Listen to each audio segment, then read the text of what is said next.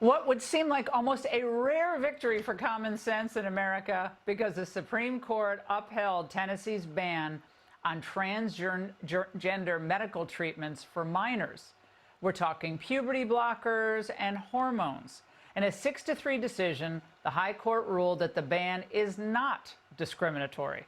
Chief Justice John Roberts wrote for the majority and said, the court's role is not to judge the wisdom, fairness, or logic of the bill, but only to ensure that the law does not violate equal protection guarantees.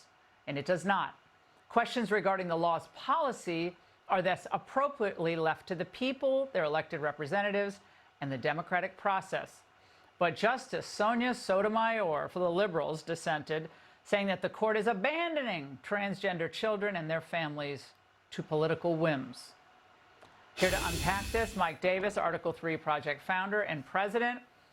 Mike, what are the implications of this? It was a 6-3 decision, which to most Americans watching tonight is like, how could this not be 9-0? But there you have it. That's where we are in the court right now.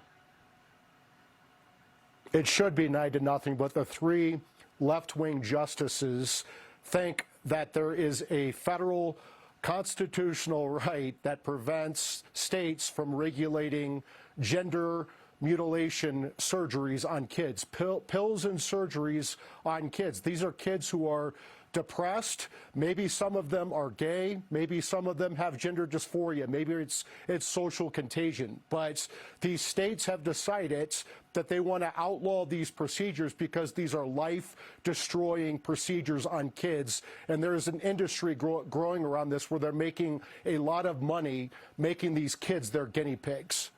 Well, the ACLU, as you can imagine, Mike, very upset about this. One of the ACLU attorneys saying that people are basically fleeing because of these onerous rules. Watch. Families in Tennessee, many of them are discussing potentially moving out of the state or moving out of the country, just based on what's been happening in Tennessee as well as, throughout the United States, with a lot of the executive orders that are aimed at trans people. Okay, leaving the country. I mean, European countries have said no to this because surgery, hormone blockers, all the rest have had an inalterable effect on young people. We brought on these stories of these detransitioners and others who are just not in a position to make a decision. But the doctors and the hospitals that are making millions of dollars off this, I've said it before, I'm going to say it again, it's totally demonic and corrupt. Yeah, it's monstrous. These people who are performing these surgeries on these kids who could not give informed consent for these pills and surgeries are monsters. Well, I think Clarence Thomas wrote in his concurrence that when this court has given exalted status to expert opinion, it has been to our detriment.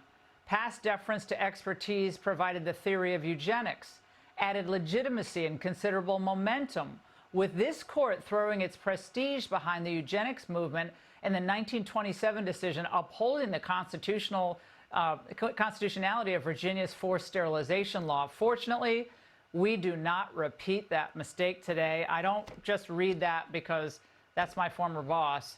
That was a brilliant strike against the expert class. Mike, how many times have we seen them wrong on science and on a whole bunch of issues, foreign policy, nothing to do with this case. But, I mean, we're done with the expert class. You have to earn your expert status. Yeah, I mean, can the state ban doctors from cutting off kids' limbs? Of course the state can do that. So why couldn't the state ban these doctors from cutting off the kids' genitals and destroying their lives? Well, this is good news. 6-3, should have been 9-0, but that's where we are. Mike, thank you so much. All right, coming up, the question that so many of you come up